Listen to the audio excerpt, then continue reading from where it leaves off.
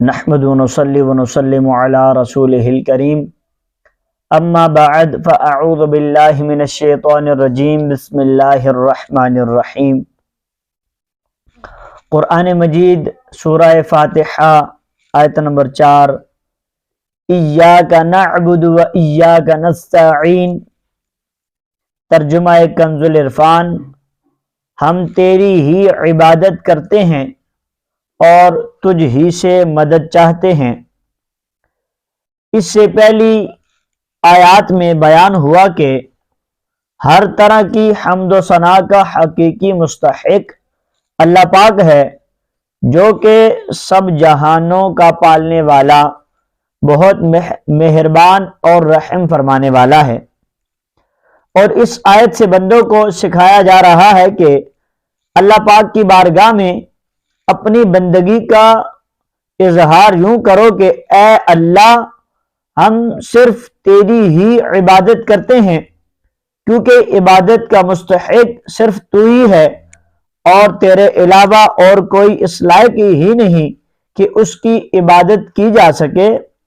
اور حقیقی مدد کرنے والا بھی تو ہی ہے۔ تیری اجازت و مرضی کے بغیر کوئی کسی قسم کی ظاہری، باطنی، جسمانی، روحانی، چھوٹی بڑی مدد کوئی نہیں کر سکتا۔ عبادت اور تعظیم میں فرق کیا ہے؟ عبادت کا مفہوم بہت واضح ہے، سمجھنے کے لیے اتنا ہی کافی ہے کہ کسی کو عبادت کے لائق سمجھتے ہوئے اس کی کسی قسم کی تعظیم کرنا عبادت کہلاتا ہے، اور اگر عبادت کے لائق نہ سمجھیں تو وہ محض تعظیم ہوگی، عبادت نہیں کہلائے گی۔ جیسے نماز میں ہاتھ باندھ کر کھڑا ہونا عبادت ہے، یہی نماز کی طرح ہاتھ باندھ کر اگر ہم ماں باپ کے آگے کھڑے ہوں، یا استاد کے آگے کھڑے ہوں، یا پیر صاحب کے آگے کھڑے ہوں، تو یہ صرف تعظیم ہے، عبادت نہیں۔ اور دونوں میں فرق وہی ہے جو ابھی بیان کیا گیا، یعنی کہ اگر کسی کی جو ہے اس کو عبادت کے لائق سمجھتے ہوئے اگر اس کی تعظیم کر رہے ہیں پھر تو وہ عبادت ہوگی، لیکن ہم عبادت کے لائق نہیں سمجھ رہے، ویسے ہی اس کی تعظیم کرتے ہیں، ادب کرتے ہیں، ماں باپ کے سامنے ہاتھ باندھ کے ہم کھڑے ہو گئے تو یہ عبادت نہیں کہلائے گی۔ اچھا، آیت ایاک نعبد سے جو معلوم ہوئی ہمیں چند باتیں کہ آیت میں جمع کے صیغے ہیں، جیسے ہم تیری ہی عبادت کرتے ہیں۔ اس سے معلوم ہوا کہ نماز جماعت کے ساتھ ادا کرنی چاہیے، اور دوسروں کو بھی عبادت کرنے میں شریک کرنے کا فائدہ یہ ہے کہ گناہ گاروں کی عبادتیں اللہ پاک کی بارگاہ میں اللہ پاک کے محبوب اور مقبول بندوں کی عبادت کے ساتھ جمع ہو کر قبولیت کا درجہ پا لیتی ہیں۔ نیز یہ بھی معلوم ہوا کہ اللہ پاک کی بارگاہ میں اپنی حاجت عرض کرنے سے پہلے اپنی بندگی کا اظہار کرنا چاہیے۔ امام عبداللہ بن احمد نصفی رحمۃ اللہ تعالی علیہ فرماتے ہیں، عبادت کو مدد طلب کرنے سے پہلے ذکر کیا گیا کیونکہ حاجت طلب کرنے سے پہلے اللہ پاک کی بارگاہ میں وسیلہ پیش کرنا قبولیت کے زیادہ قریب ہے۔ ہر مسلمان کو چاہیے کہ وہ اللہ پاک کی بارگاہ میں کسی کا وسیلہ پیش کر کے اپنی حاجات کے لیے دعا کیا کرے، تاکہ اس وسیلے کے صدقے دعا جلد مقبول ہو جائے۔ اور اللہ پاک کی بارگاہ میں وسیلہ پیش کرنا قرآن و حدیث سے ثابت ہے۔ چنانچہ وسیلے کے بارے میں اللہ پاک قرآن مجید کے اندر ارشاد فرماتا ہے،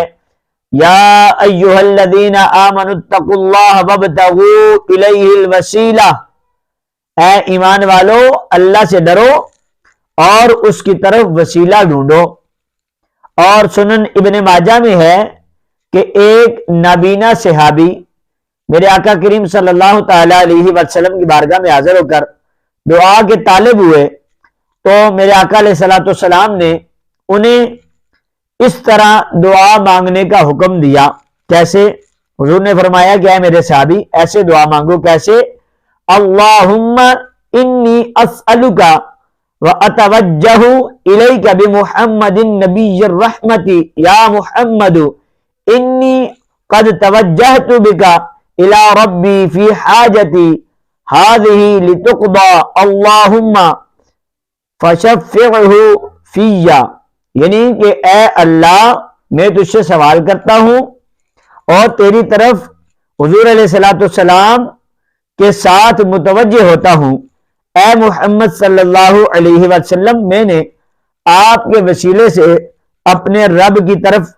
اپنی اس حاجت میں توجہ کی تاکہ میری حاجت پوری کر دی جائے۔ اے اللہ پس تو میرے لیے حضور علیہ الصلوۃ والسلام کی شفاعت قبول فرما۔ اب آگے ہے یہاں پر اعلیٰ حضرت امام علیہ سنت الشاہ امام احمد رضا خان رحمۃ اللہ تعالی علیہ فرماتے ہیں کہ علماء تصریح فرماتے ہیں کہ حضور علیہ الصلوۃ والسلام کو نام لے کر ندا کرنی حرام ہے، اور یہ بات واقعی محل انصاف ہے کہ جسے اس کا مالک و مولا یعنی اللہ تبارک و تعالی نام لے کر نہ پکارے تو غلام کی کیا مجال کہ وہ راہ ادب سے تجاوز کرے۔ بلکہ امام زین الدین مراغی وغیرہ محققین نے فرمایا کہ اگر یہ لفظ کسی دعا میں وارد ہو جو خود حضور علیہ الصلوۃ والسلام نے تعلیم فرمائی ہو، جیسے دعائے یا محمد انی توجہت بک الی ربی، فرماتے ہیں کہ اس جگہ یا رسول اللہ یا نبی اللہ کہنا چاہیے، حالانکہ الفاظ دعا میں حتی الوسع تغیر نہیں کی جا سکتی، یہ مسئلہ مہما ہے یعنی اہم ترین مسئلہ جس سے اکثر اہل زمانہ غافل ہیں، واجب الحفظ ہے۔ اب آگے دوسرا حصہ وَإِيَّاكَ نَسْتَعِينُ، اور تجھ ہی سے مدد چاہتے ہیں۔ اس آیت میں بیان کیا گیا کہ مدد طلب کرنا خواہ واسطے کے ساتھ ہو یا واسطے کے بغیر ہر طرح سے اللہ کے ساتھ خاص ہے، اور اللہ کی ذات ہی ایسی ہے جس سے حقیقی طور پر مدد طلب کی جائے۔ اعلیٰ حضرت امام احمد رضا خان رحمۃ اللہ تعالی علیہ فرماتے ہیں حقیقی مدد طلب کرنے سے مراد یہ ہے کہ جس سے مدد طلب کی جائے اسے بذات قادر، مستقل مالک اور غنی بے نیاز جانا جائے کہ وہ اللہ کی عطا کے بغیر خود اپنی ذات سے اس کام یعنی مدد کرنے کی قدرت رکھتا ہے۔ اللہ پاک کے علاوہ کسی اور کے بارے میں یہ عقیدہ رکھنا ہر مسلمان کے نزدیک شرک ہے، یعنی کہ اللہ پاک کے علاوہ اگر ہم کسی اور سے مدد مانگیں گے اور ہم یہ سمجھتے ہیں کہ اس سے مدد مانگ رہے ہیں، وہ بھی ذات قادر ہے، مستقل مالک ہے، اگر ہمیں اسے بھی خدا سمجھ کر اس سے مدد مانگتے ہیں تو یہ درست نہیں ہے۔ آگے فرماتے ہیں کہ اللہ کے علاوہ کسی اور کے بارے میں یہ عقیدہ رکھنا یہ شرک ہے، اور کوئی مسلمان اللہ کے علاوہ کسی اور کے بارے میں ایسا عقیدہ نہیں رکھتا، اور اللہ کے مقبول بندوں کے بارے میں مسلمان یہ عقیدہ رکھتا ہے کہ وہ اللہ کی بارگاہ تک پہنچنے کے لیے واسطہ اور حاجات پوری ہونے کا وسیلہ اور ذریعہ ہے۔ تو جس طرح حقیقی وجود کہ کسی کے پیدا کیے بغیر خود اپنی ذات سے موجود ہونا اللہ پاک کے ساتھ خاص ہے، یعنی کہ اللہ کو کسی نے پیدا نہیں کیا، وہ خود سے ہے، کہتے ہیں کہ یہ اللہ کے ساتھ خاص ہے۔ اس کے باوجود کسی کو موجود کہنا اس وقت تک شرک نہیں ہوگا جب تک وہی حقیقی وجود مراد نہ لیا جائے، یعنی کہ جیسے رب خود سے ہے، ہمیشہ سے ہے، اب ایسا عقیدہ کسی اور کے بارے میں رکھنا کہ کوئی خود سے ہے یا ہمیشہ سے ہے تو یہ بھی پھر شرک بن جائے گا۔ یوں ہی حقیقی علم کہ کسی کی عطا کے بغیر خود اپنی ذات سے ہو، اور حقیقی تعلیم کے کسی چیز کی محتاجی کے بغیر از خود کسی کو سکھانا اللہ پاک کے ساتھ خاص ہے۔ اس کے باوجود دوسرے کو عالم کہنا یا اس سے علم طلب کرنا اس وقت تک شرک نہیں ہو سکتا جب تک وہی اصلی معنی مقصود نہ ہو۔ تو اسی طرح کسی سے مدد طلب کرنے کا معاملہ ہے کہ اس کا حقیقی معنی اللہ کے ساتھ خاص ہے، اور وسیلہ واسطہ کے معنی میں اللہ پاک کے علاوہ کے لیے ثابت ہے اور حق ہے، کہ بلکہ یہ معنی تو غیر خدا ہی کے لیے خاص ہے، کیونکہ اللہ پاک وسیلہ اور واسطہ بننے سے پاک ہے۔ کہ اللہ سے اوپر کون ہے کہ اللہ کو وسیلہ پیش کیا جائے اس کے آگے، معاذ اللہ۔ تو اس کے سوا حقیقی حاجت روا کون ہے کہ یہ بیچ میں واسطہ بنے۔ اب یہ بدمزموں سے جو ایک اعتراض ہوتا ہے اس کا ذکر کر کے اس کے جواب میں فرماتے ہیں کہ یہ نہیں ہو سکتا کہ خدا سے توسل کر کے اسے کسی کے یہاں وسیلہ ذریعہ بنایا جائے۔ اس وسیلہ بننے کو ہم اولیاء کرام سے مانگتے ہیں کہ وہ دربار الہی میں یعنی اللہ کی بارگاہ میں ہمارا وسیلہ ذریعہ اور قضاء حاجات کا واسطہ ہو جائیں۔ اس بیوقوفی کے سوال کا جواب اللہ پاک نے اس آیت مبارکہ کے اندر دیا ہے۔ اللہ پاک فرماتا ہے وَلَوْ أَنَّهُمْ إِذْ ظَلَمُوا أَنفُسَهُمْ جَاءُوكَ فَاسْتَغْفَرُوا اللَّهَ وَاسْتَغْفَرَ لَهُمُ الرَّسُولُ لَوَجَدُوا اللَّهَ تَوَّابًا رَحِيمًا۔ اور جب وہ اپنی جانوں پر ظلم یعنی گناہ کر کے تیرے پاس حاضر ہوں اور اللہ سے معافی چاہیں اور معافی مانگنے کے لیے اور معافی مانگیں ان کے لیے رسول، تو بے شک اللہ کو توبہ قبول کرنے والا مہربان پائیں گے۔ کیا اللہ اپنے آپ جو ہے وہ نہیں بخش سکتا؟ پھر یہ کیوں فرمایا کہ اے نبی تیرے پاس حاضر ہوں اور تو اللہ سے ان کی بخشش چاہے تو یہ دولت و نعمت پائیں؟ یہی ہمارا مطلب ہے جو قرآن کی آیت صاف بتا رہی ہے۔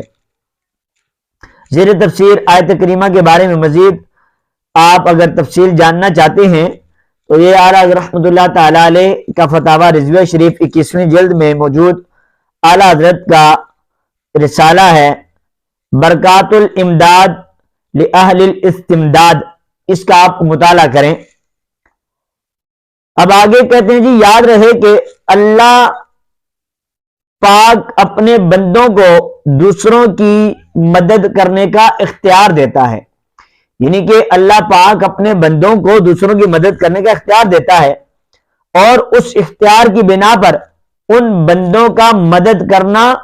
اللہ ہی کا مدد کرنا ہوتا ہے۔ جیسے غزوہ بدر میں فرشتوں نے آ کر صحابہ کرام کی مدد کی، لیکن اللہ پاک نے ارشاد فرمایا وَلَقَدْ نَصَرَكُمُ اللَّهُ بِبَدْرٍ وَأَنْتُمْ أَذِلَّةٌ، اور بے شک اللہ نے بدر میں تمہاری مدد کی جب تم بالکل بے سر و سامان تھے۔ یہاں فرشتوں کی مدد کو اللہ پاک کی مدد کہا گیا، اس کی وجہ یہی ہے کہ فرشتوں کو مدد کرنے کا اختیار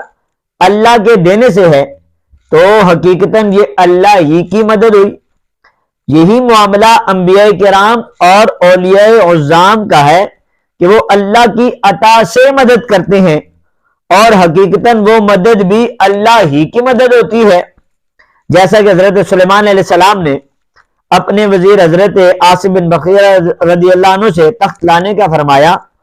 اور انہوں نے پلک جھپکنے میں تخت حاضر کر دیا۔ اس پر انہوں نے فرمایا ھذا من فضل ربی، یہ میرے رب کے فضل سے ہے۔ اور میرے آقا کریم صلی اللہ تعالی علیہ وسلم کی سیرت مبارکہ میں مدد کرنے کی تو اتنی مثالیں موجود ہیں، اگر سب جمع کی جائیں تو ایک سقیم کتاب مرتب ہو سکتی ہے۔ ان میں سے چند مثالیں آپ کے سامنے عرض کرتے ہیں کہ صحیح بخاری میں ہے کہ میرے آقا علیہ الصلوۃ والسلام نے تھوڑے سے کھانے سے پورے لشکر کو سیر کیا۔ اب دوسری روایت ہے کہ حضور علیہ الصلوۃ والسلام نے دودھ کے ایک پیالے سے 70 صحابہ کو سیراب کر دیا۔ اب تیسری ایک روایت ہے کہ انگلیوں سے پانی کے چشمے جاری کر کے 1400 یا اس سے بھی زائد صحابہ کو جو ہے پانی سے سیراب کیا۔ اور چوتھی روایت میں یہاں تک ہے کہ لعاب دہن سے بہت سے لوگوں کو شفا عطا فرمائی۔ اور یہ تمام مددیں چونکہ اللہ پاک کے عطا کردہ طاقت سے دیں، لہذا سب اللہ پاک ہی کی مددیں ہیں۔ اس بارے میں مزید تفصیل کے لیے فتاوی رضویہ کی 30ویں جلد میں موجود اعلیٰ حضرت امام اہل سنت مولانا شاہ امام احمد رضا خان رحمۃ اللہ تعالی علیہ کا جو رسالہ ہے الامن والعلا لناعت المصطفیٰ بدافع البلاء، یعنی کہ حضور علیہ الصلوۃ والسلام کو دافع البلاء یعنی بلائیں دور کرنے والا کہنے والوں کے لیے انعامات کا آپ مطالعہ فرمائیں۔ یعنی کہ یہ جو آیت مبارکہ آپ کے سامنے پیش کی ہے، اس کی تفسیر جو آپ کے سامنے بیان ہوئی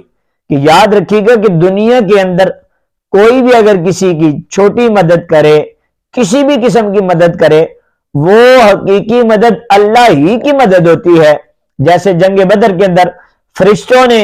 جو ہے اصحاب محمد صلی اللہ علیہ وسلم کی مدد فرمائی، تو اللہ نے فرمایا کہ یہ مدد ہم نے آپ کی، یعنی کہ وہ مدد بھی اللہ ہی کی مدد ہے۔ اسی طرح اولیاء، انبیاء، صحابہ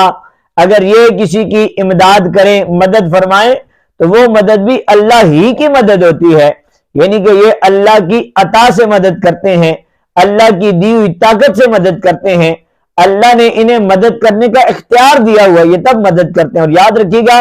یہ جو مدد کرتے ہیں یہ مدد بھی اللہ ہی کی مدد ہے، کیونکہ اللہ ہی نے ان کو مدد کرنے کا اختیار عطا فرمایا ہے۔ رب کریم کی بارگاہ میں دعا کرتا ہوں اللہ پاک مجھے اور آپ کو سمجھنے کی توفیق عطا فرمائے۔ انشاءاللہ اگلی ویڈیو کے اندر جو ہے وہ تفسیر قرآن فی صراط الجنان جو ہے وہ آیت نمبر 5 اہدنا الصراط المستقیم جو ہے کہ ہم کو سیدھا راستہ چلا، اس کی انشاءاللہ عز و جل وہ ہے تفسیر بیان کی جائے گی۔